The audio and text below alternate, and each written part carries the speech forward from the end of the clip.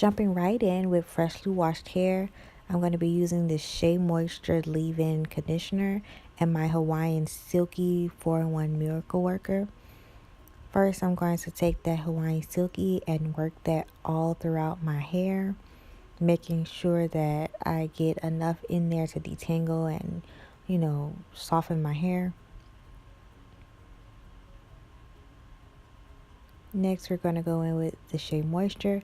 This helps so much with detangling and just creating more manageable hair. Right now, I'm parting my hair where I want my part to be before I start doing any twists or braids.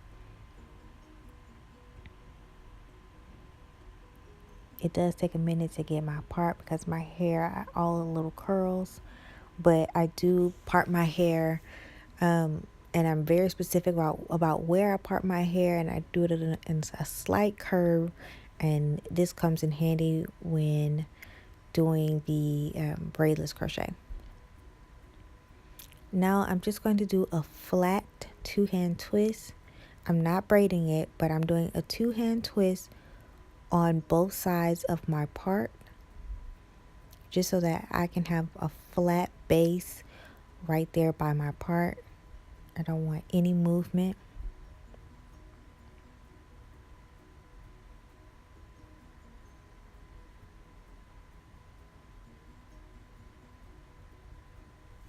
Okay, I'm going to do the same thing on the other side of the part.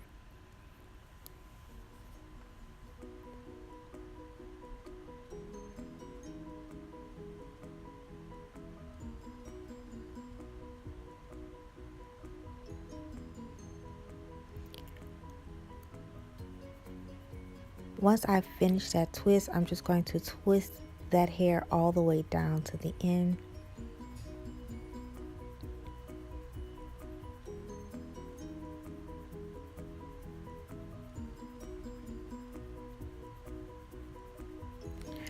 The shrinkage is so real.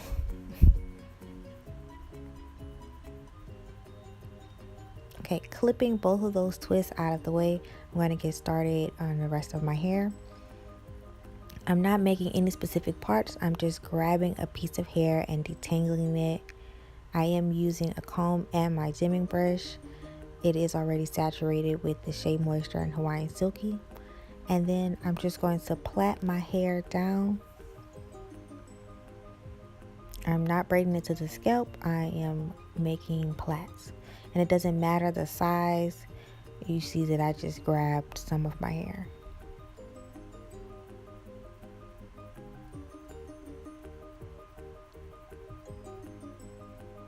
I don't make this plait super tight towards the scalp, but the actual plait itself is pretty secure. I don't want it to be loose. And I'm just going to do this all over my head. I'm not being rough with my hair. I just curls. I'm pulling them apart. But when it's sped up, it does look like I'm being rough, but I am not being rough on my hair.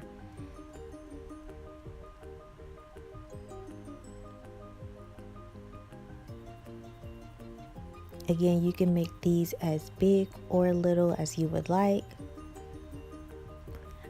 I try to make mine about a medium size.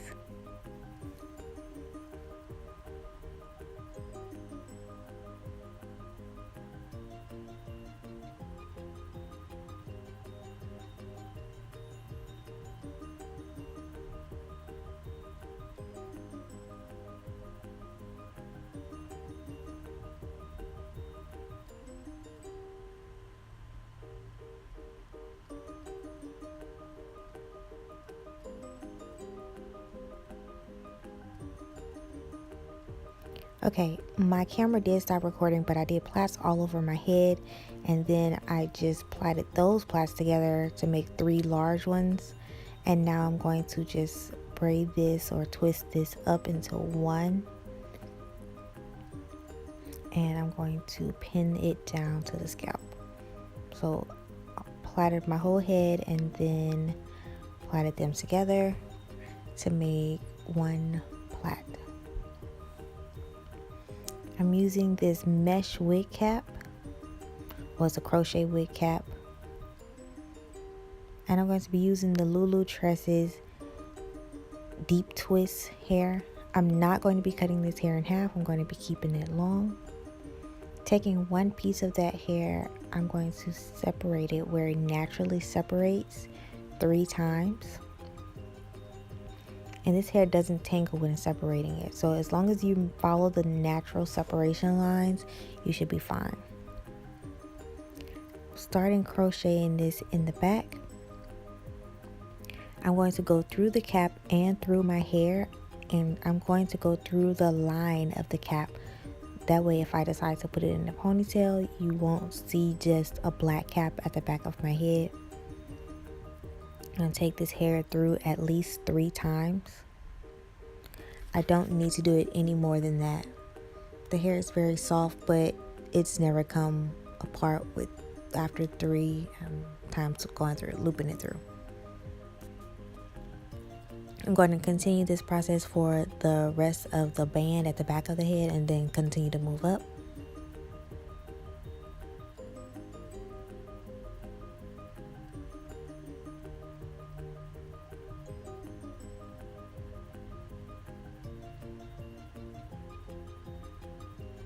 I am going through my hair as well as the cap.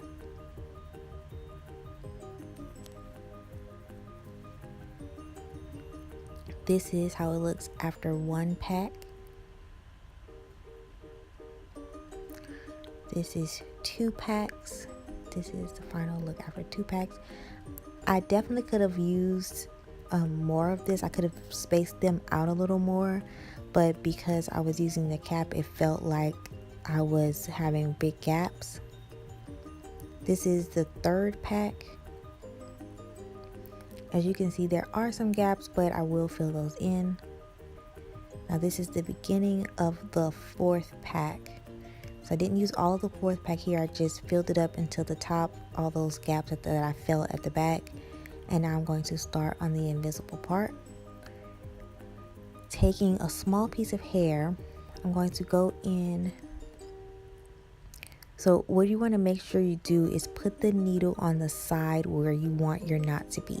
And you want your knot to be on the outside of your part.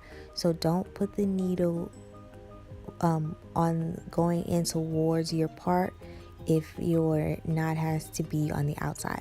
So both sides you want to put your needle in going towards. Your latch needs to go towards your part in order for your knots to be on the outside of the part.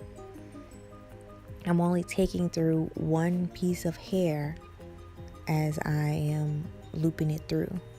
So I'm going to show you this again.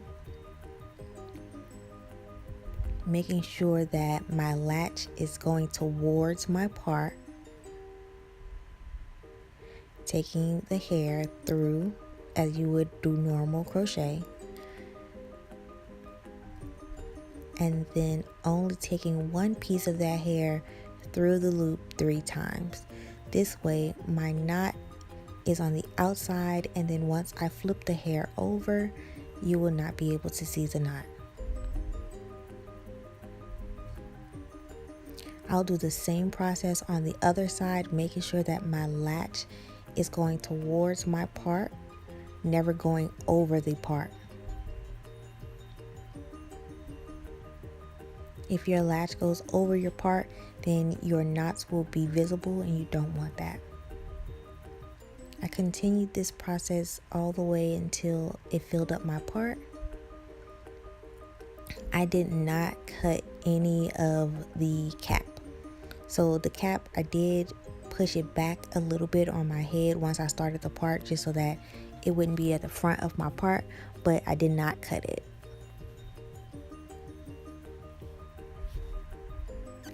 Here is how it looks once it's finished. You don't see any knots in my part. So this is 4 packs of hair that I used, and I'm going to just go through and redefine the curls. Looks really full and pretty. Taking that Hawaiian silky, I'm going to put this through the hair to redefine it. You could use mousse as well if you don't have this Hawaiian silky. I just love the way the Hawaiian silky smells and the way it makes the hair feel.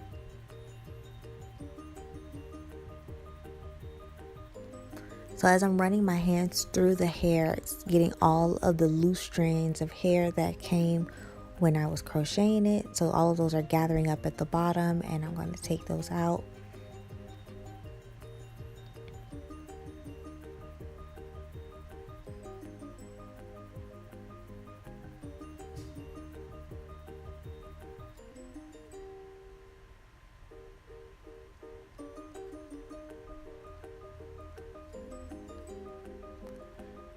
So I did end up keeping this style in for about 3.5 weeks. It may have could have lasted a little longer, but I was going on a trip and I wanted to try some different hair, and also the edges grew out. So I'm just clipping those raggedy ends. This is what the hair looks like when it's clipped, and then the other side before I clip the other side, you see those ends are still kind of raggedy. I'm 5'1". If you wanted to know how long this hair ends, it's right underneath my chest. So pulling this hair up, if I wanted to pull into a ponytail, after I did my edges, of course, it'd be really, and I did wear the hair in a ponytail, and it was really nice and big. This is the finished look. Don't forget to like, comment, subscribe, and tell me what other looks you'd like to see in the future.